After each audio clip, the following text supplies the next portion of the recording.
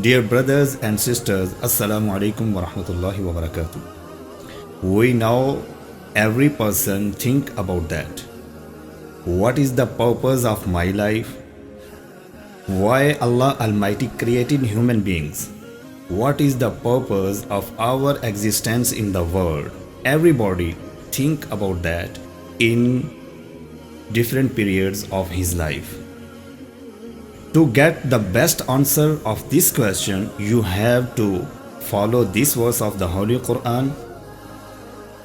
Allah subhanahu wa ta'ala says in the Holy Quran in Surah Al-Dhariyat, part number 27, verse number 56, وَمَا خَلَقْتُ الْجِنَّ وَالْإِنسَ إِلَّا لِيَعْبُدُونَ.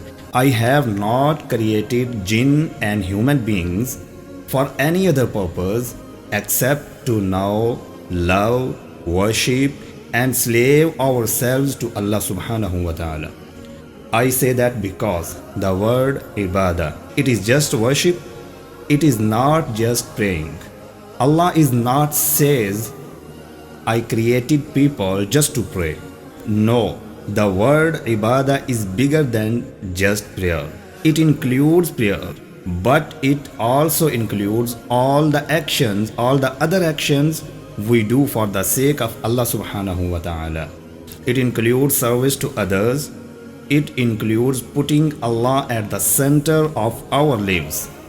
It includes being the best relatives, neighbors, parents, and to be the best of our main goal of the life. That is the purpose of life. So remember it.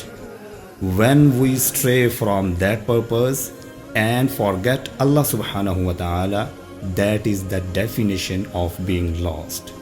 Assalamu alaikum wa rahmatullahi wa barakatuh.